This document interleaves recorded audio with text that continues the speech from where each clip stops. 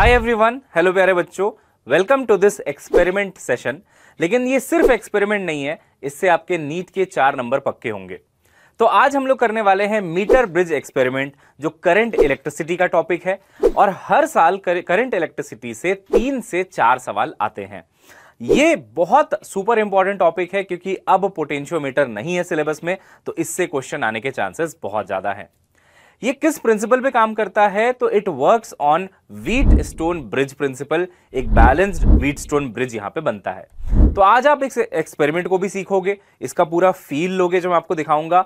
साथ ही साथ हम लोग बेटा नीट के पीवाईक्यू सॉल्व करेंगे और एक लेवल अप सवाल सॉल्व करेंगे, जिससे आपका ये टॉपिक बिल्कुल क्लियर हो जाएगा।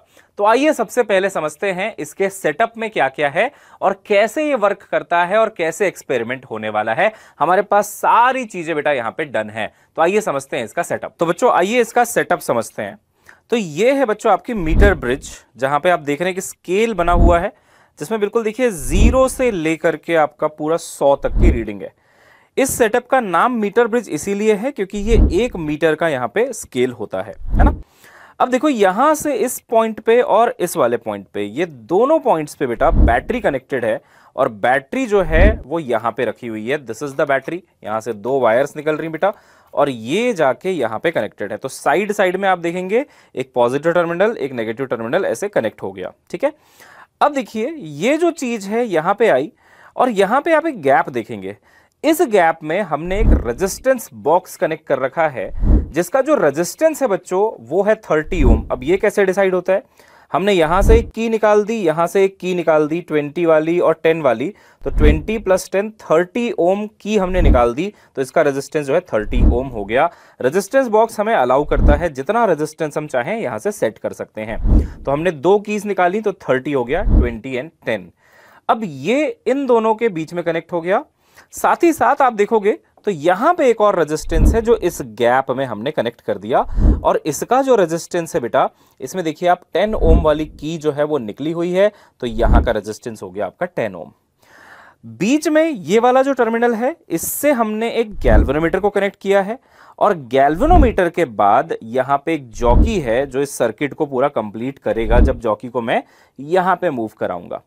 अब समझिएगा इसका वर्किंग प्रिंसिपल क्या है। जब ये जॉकी किसी भी पॉइंट पे यहां पे टच करे, तो ये जो आप पतली सी एक वायर यहां पे रनिंग देख रहे हैं बच्चों, ये जो वायर आप देख रहे हैं इसका कुछ ना कुछ रेजिस्टेंस है। जॉकी इस रेजिस्टेंस को 2 पार्ट में डिवाइड करेगा, एक इधर का रेजिस्टेंस और एक इधर का रेजिस्टेंस।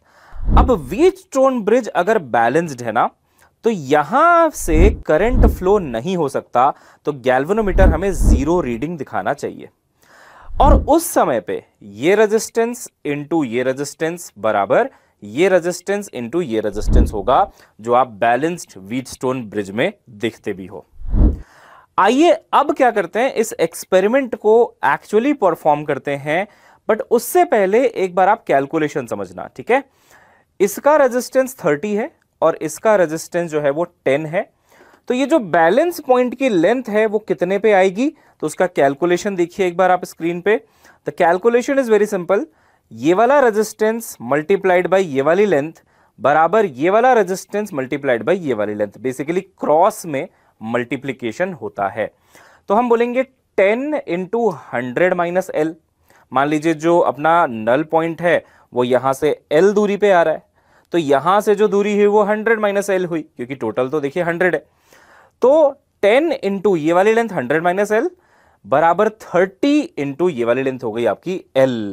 तो जब आप इसको सॉल्व कर रहे हैं, 10 100 - L इज इक्वल टू आपका हो गया 30 × L, तो आपको आंसर मिल रहा है अप्रोक्सीमेटली 25 सेंटीमीटर। यानी कि यहां से कुछ 25 सेंटीमीटर के आसपास हमें नल पॉइंट मिलेगा। गैल्वेनोमीटर हमें 0 रीडिंग दिखाएगी। अब इस एक्सपेरिमेंट को परफॉर्म करके देखते हैं कि क्या लगभग 25 पे ही हमें नल पॉइंट मिल रहा है। तो उसके लिए हम क्या करेंगे, अभी ये की निकली हुई है, यानी कि अभी पूरा का पूरा सर्किट स्विच्ड ऑफ है। अभी मैं इस की को यहां पे इंसर्ट करता हूं और उसके बाद मैं जॉकी को यहां से मूव कराना शुरू करूंगा और देखते हैं क्या होता है। तो देखिए ये मैंने की यहां पे लगाई और जैसे ही मैं जॉकी को किसी भी पॉइंट पे रख रहा हूं, आप देखिए गैल्वेनोमीटर एक साइड झुक चुका है। अब किसी और पॉइंट पे भी देखेंगे तो हो सकता है किसी और साइड झुका है, ये देखिए अगली साइड, दूसरी साइड, यानी कि जब ये इधर से इधर आया होगा तो इन बिटवीन कहीं पे तो करंट जीरो भी पक्का हुआ होगा। अब जो जीरो करंट वाला पॉइंट होगा वही अपना नल डिफ्लेक्शन पॉइंट है। इसको जैसे ही आप बेटा मूव कराते हैं, देखिए अभी जीरो नहीं है, जीरो नहीं है, जीरो नहीं है, लेकिन आप देखेंगे 20-21 के आसपास ये जीरो हो जाता है। यहां पे आप देखेंगे बिल्कुल जीरो रीडिंग आ गई है और हमारा भी कैलकुलेशन इतना ही था। अब कैलकुलेशन में थोड़ा बहुत डिफरेंस आ सकता है। हमने 25 के आसपास प्रिडिक्ट किया था, यहां पे 20-21 आ रहा है, क्योंकि एक्चुअली तो हम इसको रेजिस्टेंस लेस मानते हैं इन प्लेट्स को, बट थोड़ा बहुत लॉसेस, थोड़ा बहुत रेजिस्टेंस तो होता है। प्लस ये जो वायर्स हैं इनमें भी कुछ ना कुछ लॉस हो रहा है, इसीलिए नल पॉइंट थोड़ा सा डेविएट किया जो थ्योरेटिकल 25 था उससे, बट फिर भी आपने देखा 20-21 के आसपास आपको नल पॉइंट देखने को बिल्कुल मिला है।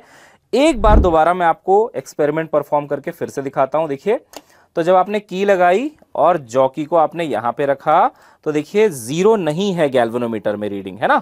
लेकिन जैसे ही आप इसको स्लाइड कराते जाते हो वायर के ऊपर आप स्लाइड करा रहे हो बेटा इसको, आप देखोगे ये 20-21 के आसपास डायरेक्शन चेंज भी कर रहा है और एक्चुअली इसकी रीडिंग जो है वो जीरो हो रही है, यानी कि this is your null deflection वाला पॉइंट जो हमारे थ्योरेटिकल कैलकुलेशन से बिल्कुल मैच कर रहा है, यानी कि व्हीटस्टोन ब्रिज के कैलकुलेशन से। तो बच्चों आपने देखा कि कैसे जो हम थ्योरेटिकल नल पॉइंट निकालते हैं वो बिल्कुल आपके एग्जैक्ट नल पॉइंट के साथ मैच हो जाता है। अब हम लोग इस पे थोड़े से पीवाईक्यूज करेंगे और उनके लिए मैं आपके लिए कुछ क्वेश्चंस लेके आता हूं, उनको आप सॉल्व करना। बट अगेन एक बार कंसेप्ट को रिवाइज कर लेते हैं। तो यहां पे आप मेरे पीछे एक व्हीटस्टोन ब्रिज देख रहे हैं बेटा। अब ये बैलेंस कब होगा, मैंने क्या समझाया, बीच में जो गैल्वेनोमीटर है जब वहां पे हमारा करंट जीरो हो जाता है तब हम कहते हैं कि ये बैलेंस हो चुका है।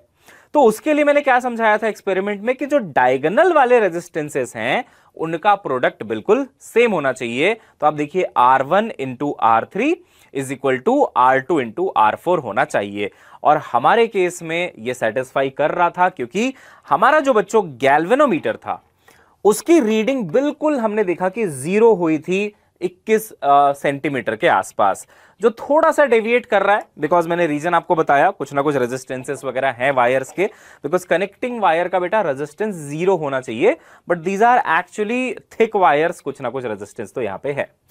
तो अब हम लोग एक सवाल को समझते हैं कि मान लीजिए जो मैंने लेफ्ट गैप में 10 ओम का रेजिस्टेंस रखा था, राइट गैप में 30 ओम का।